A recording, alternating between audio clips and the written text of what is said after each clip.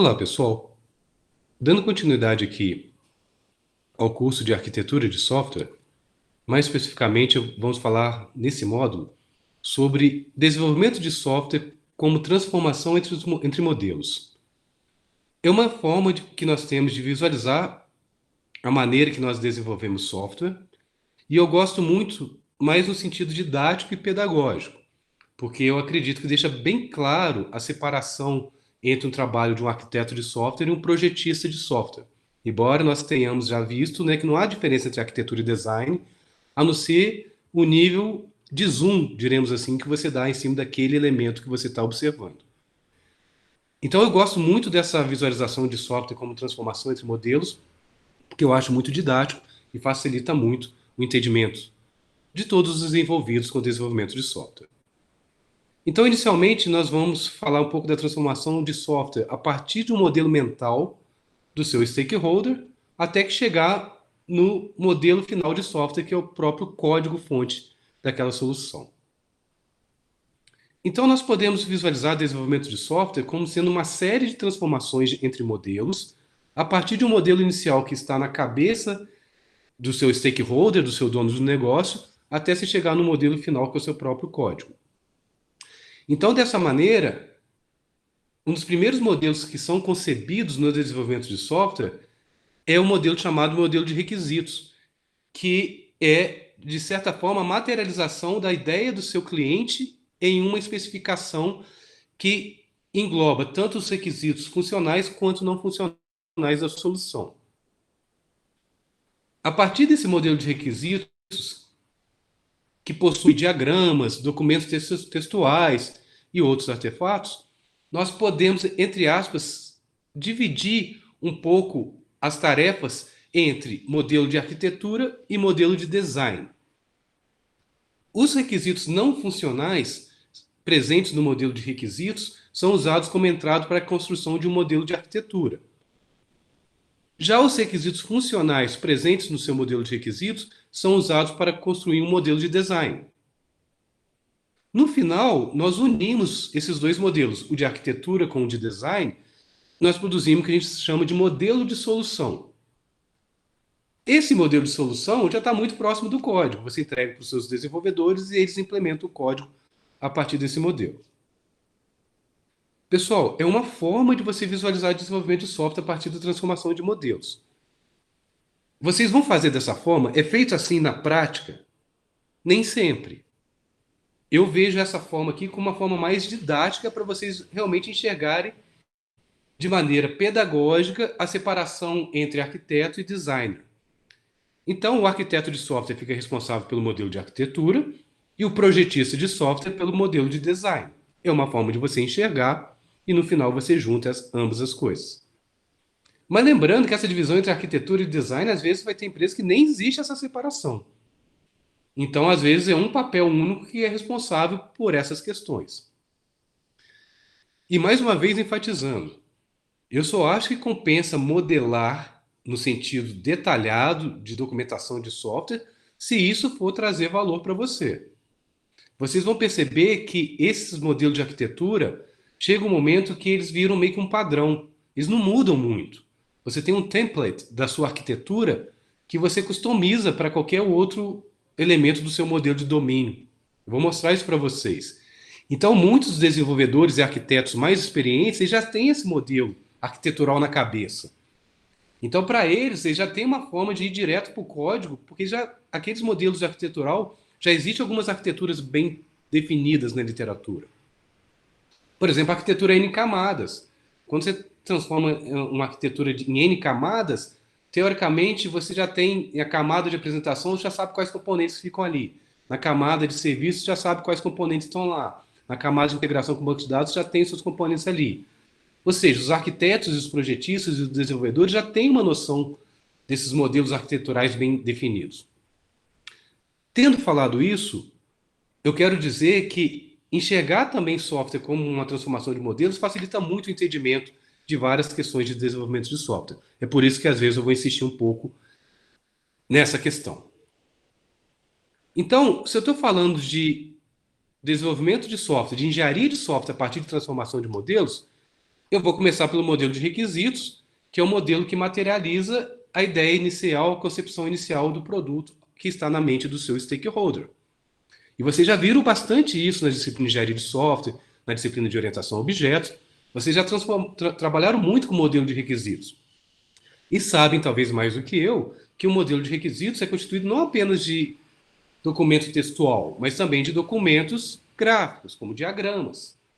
Então, um típico modelo de requisitos é constituído, por exemplo, de uma visão do seu produto, de um documento de especificação de requisitos, que tem tantos requisitos funcionais quanto não funcionais, como um diagrama de caso de uso, como seus cenários de caso de uso. Lembrando que caso de uso, o mais importante do caso de uso é o texto, não o diagrama. O diagrama é uma forma sucinta de comunicação. Mas são os textos dos cenários dos casos de uso que nós usamos dentro de um processo de desenvolvimento de software como entrada para o modelo de design. Posso ter um modelo de domínio dentro do seu modelo de requisitos, que pega as abstrações-chave do seu domínio e já começa a mostrar uma relação entre elas. Posso ter, inclusive, histórias de usuário, que é uma outra forma de você capturar, não documentar, de capturar inicialmente os requisitos para uma conversa com o seu dono de negócio. Então, vocês já conhecem bastante sobre modelo de domínio. Então, o que nós precisamos agora é talvez lembrar como que eu transformo um modelo de domínio em um outro modelo. Vocês já viram comigo na disciplina de orientação a objetos como transformar um modelo de domínio em um modelo de design orientado a objetos a partir de princípios GRASP e de diagrama de sequência do sistema, que são esses elementos que foram apresentados pelo autor Craig Larman no livro Utilizando o ML Padrões. Mas não é a única forma. A gente pode usar princípios de design, pode usar design patterns. Você tem várias formas de transformar um modelo de requisitos para um modelo de design. Aqui eu vou mostrar uma outra forma para vocês, que é a análise de robustez, que separa os seus componentes em componente de fronteira, de controle e entidade. E vamos falar também em formas de transformar um modelo de requisitos em um modelo de arquitetura. E um outro objetivo para a gente. Então, só para vocês terem uma ideia de como que se aparenta um modelo de design, eu trouxe essas figurinhas para vocês. Nós vamos discutir um pouco mais detalhes essas questões. Então, o modelo de design mostra objetos de software colaborando para satisfazer um caso de uso. Vamos pensar assim. O caso de uso é um modelo de requisitos, está lá textualmente. Eu preciso de um modelo em nível de design que vai mostrar objetos de software que colaboram entre si para satisfazer esse modelo de requisitos. Aqui, por exemplo, poderia ter um modelo de design que satisfaz um caso de uso que é listar hóspedes dentro de uma pousada. Então, eu parto desde o princípio que eu obtenho uma lista de hóspedes para ser exibido para o meu usuário. Isso é um modelo de design. E nós temos também um modelo de arquitetura. Já o modelo de arquitetura, ele é focado, diferentemente do modelo de design, que é focado nos requisitos funcionais do seu modelo de requisitos, o modelo de arquitetura é focado nos requisitos não funcionais presentes no seu modelo de requisitos. A arquitetura tem a ver com a qualidade do seu software, a qualidade do seu produto. Um ETS, Quality, está associado com requisito não funcional, por exemplo, distribuição. Então, nós usamos para o modelo de arquitetura, normalmente, um diagrama de implantação, igual vocês estão vendo aqui. Aqui nós vamos discutir melhor depois essa minha solução, mas é muito comum a gente fazer desenvolvimento de software distribuído com abstrações em camadas. No meu caso aqui, eu tenho 5 camadas: camada de recurso, integração, serviço, apresentação e cliente, distribuída em 2 máquinas. Nós vamos depois discutir com mais detalhes essa questão das camadas, tá? Tanto camadas físicas, são os tiers, que eu já apresentei para vocês há uma semana, como também camadas lógicas, que são os layers, que são as organizações dos seus componentes de forma lógica e não física. E há pouco eu comentei com vocês que quando você tem um desenvolvedor experiente, ou um arquiteto, ou um projetista de software, às vezes ele não se preocupa muito em criar esses diagramas. Por quê? Porque às vezes já tem arquitetura na cabeça. Aqui está um típico exemplo. Isso aqui é chamado template da sua arquitetura. É o modelo da sua arquitetura. Observe que em azul aqui, eu estou com as palavrinhas model e as palavrinhas controller, view e repositório e service. Essas palavrinhas model, eu posso substituir elas. Essa palavrinha model são os elementos que vêm lá do seu modelo de domínio, seu diagrama de classe lá de modelo de domínio, lembra? Então lá você vai ter coisas do tipo, né? Imagina que é o sistema de albergue que a gente está trabalhando. Lá você vai ter as classes albergue, hóspede, quarto, reserva, são os elementos do domínio. E como que esses elementos do domínio vão estar dentro de uma arquitetura? Basta você substituir essa palavra model por eles. Então esse diagrama aqui, na verdade, ele serve para qualquer um. Imagina que fosse guest. Então aqui seria guest view, guest controller, guest service implementation, guest repository e guest. Ou seja, seria o seu modelo de arquitetura para a classe, para o objeto guest, hóspede. Ah, mas e a solução para quarto? É a mesma. Você substitui model para o quarto. Então vocês vão perceber que a sua arquitetura ela fica meio estável depois de um determinado momento. Se ela fica estável, o que muda são os componentes que você coloca ali dentro. Mesmo assim, não são os componentes genéricos, o que muda são os componentes específicos que vêm no seu modelo de domínio. Então é por isso que às vezes você não precisa modelar. O arquiteto já tem isso na cabeça, essa solução. E ele sabe que ela vai ser só instanciada com elementos diferentes do domínio. Aqui o exemplo do seu modelo de solução que eu falei. Isso é chamado modelo de solução. Em vez de model aqui, eu coloquei hóspede. Então, o meu modelo de solução é a junção do meu modelo de design com o meu modelo de arquitetura. A arquitetura distribui meus componentes em nós de hardware. E o meu modelo de design fala quais são os componentes. Hóspede, room, etc, etc, etc. Eu junto os dois para criar o modelo solução. Repare que aqui eu tenho modelo solução para hóspedes. Poderia ter outros objetos de domínio instanciado aqui, dependendo do caso de uso que eu estou criando o meu modelo de solução. Aqui, por exemplo, se for para listar hóspedes, talvez esse aqui já atendesse. Mas se fosse, por exemplo, para um caso de uso mais complexo, por exemplo, criar reserva, eu teria aqui hóspedes, reserva, quarto, que são os modelos de domínio que participam do caso de uso criar reserva. Então a gente está vendo aqui software como sendo visto como uma série de transformações dos modelos. Então, como que a gente fala? Vamos falar um pouco mais de detalhes. Como que eu transformo, então, o modelo de requisitos para um modelo de design?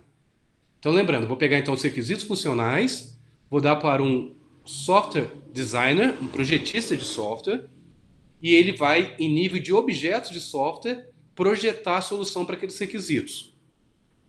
Depois eu vou pegar essa minha solução e vou unir com a solução do meu arquiteto, que vai dar o template da minha arquitetura. Então, o template da minha arquitetura com a minha solução do meu modelo de design, eu vou criar um modelo de solução. O modelo de solução eu estou praticamente já no código. Se eu entrego aquilo para o programador, ele consegue implementar diretamente. Então, vamos falar então um pouco mais de detalhes. Como que é feito esse modelo de design? O que é usado como entrada? Requisitos funcionais do modelo de requisitos. O modelo de requisitos tem o quê? Casos de uso, história de usuário, modelo de domínio, contrato de operação. Se vocês estão usando, por exemplo, o livro do Larman, estão usando princípios GRASP, contrato de operação é uma forma que você tem junto com os princípios GRASP para fazer modelo de design. Esse modelo de design, conforme eu discuti, ele é unido com o modelo de arquitetura produzido pelo arquiteto para produzir o modelo de solução. Como que eu transformo, então, o modelo de requisitos para o modelo de design? Não existe uma abordagem única. Vocês estudarem orientação a objetos esse livro, usando o ML e padrões. Nesse livro, é usado uma técnica chamada princípios GRASP. Uma técnica muito básica para você fazer transformação de caso de uso para modelo de design. Se alguém lembra mais ou menos do livro, a receitinha é bem simples. Você pega o cenário de caso de uso, escreve o cenário de caso de uso no formato de tríades. O sistema exibe isso, o ator faz isso, o sistema devolve isso. Você escreve seu caso de uso assim. Para cada passo o ator faz isso, você cria um diagrama chamado diagrama de sequência do sistema. Então, Essa é a grande introdução do Craig Larman no livro, né? O diagrama de sequência do sistema. O que esse diagrama faz? Ele encapsula as operações do sistema. Então, cada passo, o ator faz isso, você transforma numa operação de sistema, uma chamada de método. E depois que você faz isso, para cada operação de sistema, você pega um contrato. Lembrando que um contrato é um artefato que mostra qual que é o impacto da operação do sistema no seu modelo de domínio. O que é criado, o que é iniciado, o que é destruído.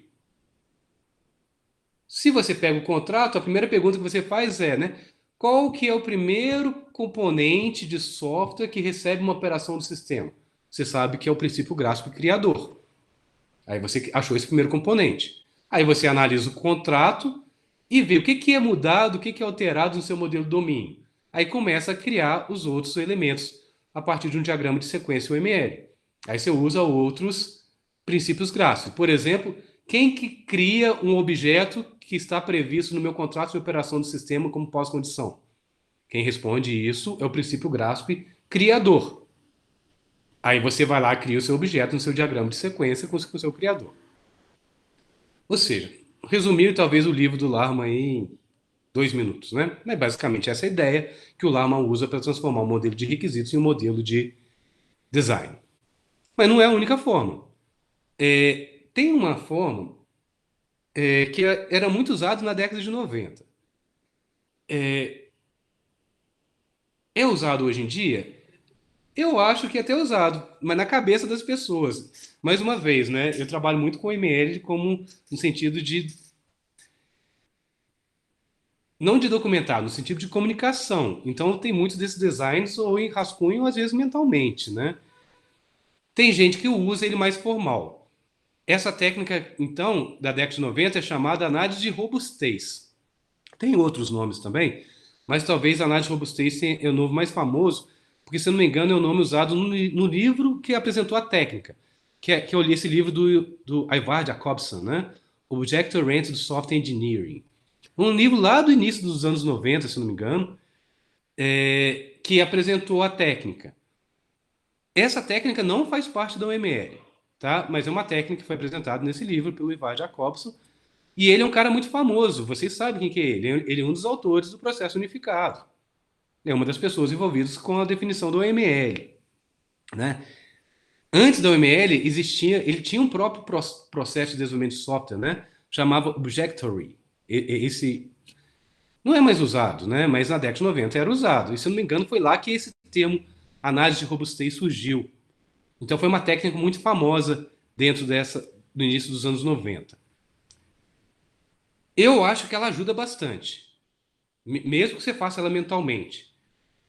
Porque tem, inclusive, alguns autores que fazem um paralelo dessa técnica com um pattern de arquitetura muito usado, que todo mundo usa hoje para desenvolvimento de software web, que é o MVC. Existe uma ponte entre o análise de robustez e MVC. Dá para você fazer essa ponte. Então, se você vai fazer uma aplicaçãozinha web que tem visão, modelo e controlador, é bem provável que você, de certa forma, está utilizando também análise de robustez por baixo dos panos. Tá, então o objetivo da análise de robustez é você transformar o seu modelo de requisitos no modelo de design. E a análise de robustez, nós vamos ver que esse modelo de design é constituído de 3 elementos de design. É o componente de fronteira, componente de controle, que também é chamado componente de serviço, e o componente de entidade. Então, como que funciona para fazer análise de robustez? Eu tenho como entrada um cenário de um caso de uso. Observe aqui que eu tenho um caso de uso, um cenário para criar um hóspede. Então, a técnica envolve eu ler essa narrativa. Da mesma forma que a técnica do Larma de princípios GRASP e diagrama de sequência do sistema utiliza essa narrativa de caso de uso como entrada. Análise de robustez também. Então, você pega esse cenário de caso de uso, identifica quais são os papéis que participam ali, né? Ou seja, quais são os objetos, e você separa esses objetos em 3 tipos: fronteira, controle e entidade. E faz a comunicação entre eles. E conforme eu disse, é possível fazer inclusive uma ponte entre esses componentes da análise de robustez para os componentes MVC. Então, se você usar essa técnica, automaticamente você já está programando em MVC. O seu componente de entidade, que é esse círculo com essa base, ele vira um modelo dentro da arquitetura MVC. O seu componente de fronteira, que é esse círculo com esse T, ele vira a sua view dentro do MVC. E o seu componente de controle, que também pode ser chamado de componente de serviço, ele vira o controller dentro do seu MVC. A gente vai discutir depois o MVC, vai ter uma aula só sobre MVC para a gente fazer essa ponte, tá? Então, qual que eu uso como entrada para a análise de robustez? Conforme discutir, são os cenários principais e alternativos que eu tenho no meu modelo de caso de uso, no meu modelo de requisitos. Lembrando que, às vezes, você não tem o cenário de caso de uso. Tem gente que prefere modelar o cenário de caso de uso como utilizando um diagrama de atividades UML. Ok, se você tiver o diagrama de atividades, ótimo, né? Você vai poder utilizar como entrada também para análise de robustez. O modelo de domínio facilita muito, se você tiver, né? Porque ele permite identificar os componentes que fazem parte daquele cenário do seu caso de uso. Quais são os objetos do seu domínio, que você vai separar em fronteira, controle e entidade. E eu coloquei aqui uma história de usuário como opcional. Por que eu coloquei aqui história de usuário opcional? Porque na época que foi feita a análise de robustez, não existia história de usuário, nem tinha sido inventado o conceito, eu acho. Né? A análise de robustez é do início da década de 90. Né? A história de usuário ficou muito popular com métodos ágeis. Mas isso não indica que você, se você tiver uma história de usuário, ela não pode ser usada como ponto de partida para fazer um modelo de design. Mas eu coloquei como opcional aqui. Então, a saída de uma análise de robustez é um modelo de design. O que é um modelo de design? É um modelo que captura os objetos de software comunicando entre si para satisfazer um caso de uso a partir dos seus requisitos funcionais. É até a duplicação que eu estou falando, né? Caso de uso é requisito funcional. É diferente de um modelo de arquitetura que a gente vai usar os requisitos não funcionais presentes em uma especificação de requisitos. Dessa forma, a análise de robustez se baseia em três tipos de componentes. O componente de fronteira, que nada mais é do que um componente usado para modelar a interação entre o software, o seu sistema, e os atores que utilizam o software. Ou seja, quem está para fora do sistema. A forma mais fácil de você visualizar um componente de fronteira é uma interface gráfica com o usuário. É o que faz a ponte entre o usuário e o seu software. Mas lembrando que essa aqui é uma abstração mais ampla, mais geral. Não precisa ser uma interface gráfica. Pode ser, talvez, um sistema que reconhece voz. Aí a sua interface é via reconhecimento de voz. Pode ser via biometria, via íris, né? Várias outras formas de você ter interface. Pode ser linha de comando, né? Um software em linha de comando. Então, o componente de limite faz a ponte entre as pessoas que usam o software e a implementação em si do software, da lógica de negócio do seu software. Conforme eu disse, essa abstração não é só interface gráfica usuário, embora muitas vezes nós vamos trabalhar nesse sentido. Mas pode ser sensor, interface de comunicação, inclusive interface gráfica usuário. Como esse componente faz a interface com o mundo externo, uma modelagem, diremos, correta de análise de robustez, você tem que colocar o ator que interage com ela. Não faz sentido você ter um componente de fronteira e não ter um ator que vai fazer a interação com o seu software. Lembrando que o conceito de ator no ML também ele é abstrato, né? Ele não quer dizer uma pessoa. Um ator pode ser uma organização. Né? Nós temos também, na análise de robustez, o componente de controle, que também é conhecido como componente de serviço. Tá? Vocês vão encontrar esses dois nomes. Eu quis colocar aqui principalmente como controle para poder fazer a ponte para o MVC, para o componente de controle do MVC. Tá? Só para ficar mais fácil a transição. Mas lembre-se que na literatura, em alguns casos, vocês vão encontrar o componente de controle da análise de robustez escrito como componente de serviço. Então, esse componente de controle, ele representa a coordenação, transações, sequenciamento, o fluxo de execução de um caso de uso. O componente de controle que vai fazer, diremos assim, a cola que vai colar o meu componente de fronteira com o meu componente de entidade. Ele vai ser essa ponte, o intermediário. Ele que vai coordenar todo esse fluxo de transações, de interações para a realização de um determinado caso de uso. Se a gente for fazer a ponte para o MVC, esse componente de controle ou de serviço são chamados controladores do MVC. Eles são responsáveis por coordenar o fluxo. Vocês que já estão programando para a web já sabem, né? A requisição no MVC chega no seu controlador. O seu controlador dispara aquilo para o seu modelo para representar a lógica de negócio. E a saída da sua lógica de negócio, o controlador analisa aquela saída para determinar qual é a view de saída. Dependendo do resultado da lógica de negócio, ele direciona para uma view A ou para uma view B. E essa view é exibida para o seu cliente, normalmente a partir de um navegador web. Aqui é a mesma coisa, né? Esses controladores, os componentes de controle da análise de robustez, você pode fazer esse paralelo com o MVC, de maneira que você crie sequenciamento separando o que é lógica de negócio, lógica do domínio, e o que é de interface gráfica com o usuário. E nós temos também o componente de entidade, que basicamente são aqueles componentes que você extrai do seu modelo de domínio. São aqueles componentes que normalmente são persistentes no banco de dados. São componentes que você vai gravar no banco de dados normalmente. São os componentes de entidade. No caso de um sistema de albergue que nós estamos trabalhando ao longo do semestre, eu vou ter lá questões do tipo reserva, quarto, hóspede, promoção, diária, coisas desse tipo, valor da diária. Ou seja, são os elementos que representam o meu domínio, que vão ser utilizados e eu vou persistir no banco de dados e que vão ser utilizados como componentes de entidade quando a gente faz a análise de robustez.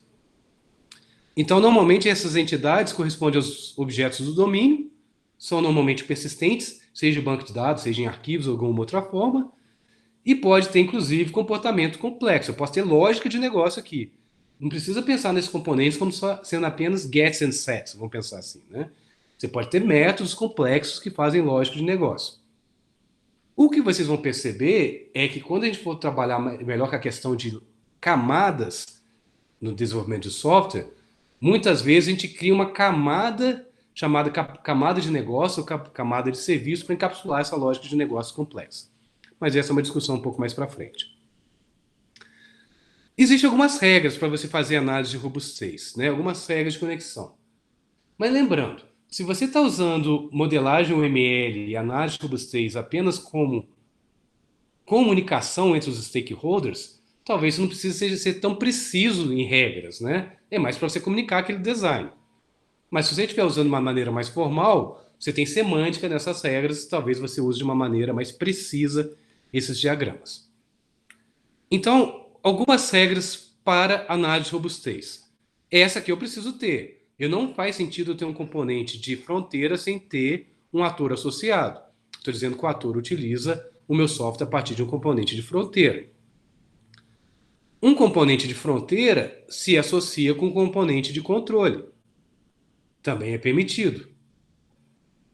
Eu posso ter delegação entre componentes de controle. Às vezes eu tenho um fluxo muito complexo em um caso de uso e eu decidi quebrar a responsabilidade por aquele fluxo entre dois componentes, tendo, por exemplo, uma maior coesão no meu componente. Posso fazer. E eu posso ter o meu componente de controle. O objetivo do componente de controle é fazer o fluxo de um caso de uso gerenciando os componentes de entidade dentro desse caso de uso. Então, o componente de controle ele interage com o componente de entidade. Isso é algo também básico dentro de uma análise de robustez. Entretanto, algumas coisas não são recomendadas.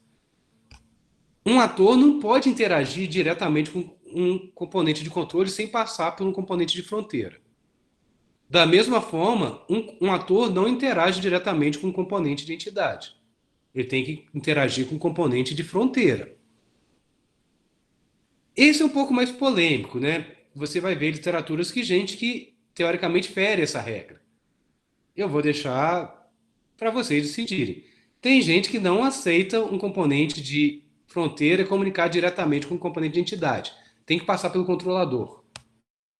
Eu, às vezes, flexibilizo isso, né? Eu até concordo que eu não coloco dentro da interface gráfica do usuário ela chamar um método diretamente no objeto de entidade, né? Eu acoplei a minha entidade, a minha tela com a minha entidade. E um dos objetivos do MVC é você separar isso. Eu não quero ter esse acoplamento. Mas às vezes a sua tela apenas está vendo um dado. Às vezes eu dou uma roubada e coloco direto no componente de entidade, mas só para visualizar, para dar um get. Nunca para chamar uma lógica de negócio, um set lá dentro, tá? Mas, de novo, a regra mesmo da análise de robustez, você não pode fazer isso. Da mesma forma que eu não posso ter um componente de entidade comunicando direto com um componente de entidade e nem um componente de interface gráfica comunicando diretamente com um componente de interface gráfica. Que é outro polêmico, né? Eu às vezes firo essa regra também. Quando eu tenho uma ligação estática de uma interface A para uma interface B, eu ligo os dois direto. Mas não conto para ninguém que eu faço isso não, tá? Porque você não pode, né? A regra não deixa. Se você seguir a regra, é só você pensar, como eu comunico de uma interface A para B? Tem que passar pelo controlador. A requisição do A chega no controlador, o controlador despacha a view de saída. Fica mais aderente com o MVC. Mas, de novo, eu uso muito o ML como comunicação, não como documentação. Se é como comunicação, às vezes Deus perdoa nessas exceções, né? Como que a gente faz? Então, a análise de robustez serve para fazer a transformação de um modelo de requisitos para um modelo de design.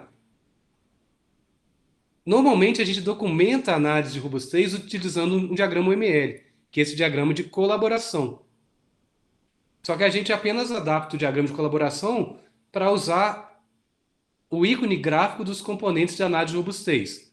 O de fronteira, o de controle e o de entidade. Então, quais são os elementos que a gente coloca no diagrama de colaboração? São esses elementos de software, esses componentes vindos da análise de robustez. Olha o que vocês estão percebendo aqui. Eu tenho um agente de reservas, o cara que faz reservas no Albag, ele comunica com o componente de fronteira. Que eu já até dei o nome aqui de view para ficar fácil para transitar para o MVC. Eu chamei de main view. Essa main view, o meu agente de reservas, ele pode clicar numa função lá que chama get list of guests. Obter a lista de hóspedes. Então essa chamada chega no controlador. O controlador faz essa lógica de negócio, talvez comunicando com o banco de dados, e obtém uma lista de hóspedes. De posse da lista de hóspedes, o controlador redireciona essa lista de hóspedes para a view de saída, que eu chamei de hóspedes view. Então, essa aqui vai ser uma tela que vai ter a lista de hóspedes. Observe que aqui eu não infringi a regra, né? Da main view para guest view, eu passei obrigatoriamente pelo meu controlador. E no diagrama de colaboração, é comum você numerar para facilitar enxergar qual que é o fluxo. Eu tenho um outro diagrama no ML, que é o diagrama de sequência, que possui o mesmo poder semântico do diagrama de colaboração. E lá você não precisa numerar, porque lá a ordem que você coloca os componentes de esquerda para direita e de cima para baixo já te dá essa ordem. Mas o diagrama de colaboração não te dá essa ordem. Essa ordem é feita a partir da numeração. Então eu chamei get list of guests, obtém a lista de hóspedes, seria o item 1. O controlador no 1.1 criou essa lista de hóspedes e no 1.2 distribuiu para a minha view de hóspedes. Então, quais são os elementos de um diagrama de colaboração? Eu tenho os meus componentes, né, que é chamado de nó objeto. Lembrando que esses componentes são objetos. Como que eu sei que é objeto? Repare que começa com 2 pontos. Né? Então, é como se main view fosse a classe e os 2 pontos indicam que isso aqui é um objeto. Então, eu tenho um objeto chamado main view, que colabora com o objeto guest controller, que colabora com uma lista de objetos do tipo guest, que, por sua vez, colabora com o objeto do tipo guest view. E nós temos a seta para facilitar a leitura. Né? Então, primeiramente, eu chamo a lista de hóspedes dentro do objeto controlador. Então, eu posso usar uma seta para indicar o caminho que está sendo feitas as chamadas. E posso rotular, dar um label, um rótulo para minhas comunicações entre os componentes. De novo, a gente rotula para ficar mais fácil a leitura. No caso de get list of guests, creates, quando dá um new, basicamente, né? E aqui retornando a lista de guests. E essa minha linha sólida entre os meus componentes, entre os meus nós de objeto, é a minha associação entre os meus objetos. Quando eu tenho mais de um objeto do mesmo tipo, eu tenho um nó chamado nó múltiplos objetos. Uma lista. No caso aqui, eu tenho uma lista de hóspedes. Uma outra variação, repare que é o mesmo poder semântico. Só que agora, em vez de estar usando um objeto como sendo um retângulo, eu já estou usando diretamente os próprios estereótipos de uma análise de robustez. Então, é o mesmo diagrama visto aqui, visto apenas com componentes de análise de robustez. Conforme eu disse, a seta facilita a leitura, o fluxo da leitura, mas lembrando que essa seta também é uma abstração. Essa seta pode ser uma chamada de método. No meu caso aqui, dentro da minha classe controlador, guest controller, eu vou ter um método chamado getListOfGuests. Então essa minha mensagem aqui está indicando uma chamada de método, dentro do método guestController. Mas se você abstrair, repare que o ML é legal nesse aspecto, né? Porque isso aqui é uma chamada de método, mas o ML não fala se esse guestController está na mesma máquina ou está numa máquina remota. Eu não estou dizendo aqui se essa chamada é síncrona ou assíncrona. Então, observe que esse meu guest controller poderia estar numa máquina separada dessa minha view, se eu quisesse, inclusive. Embora, normalmente, você coloca o seu controlador do MVC junto com a view. Às vezes, a sua camada de serviço você coloca em outra máquina.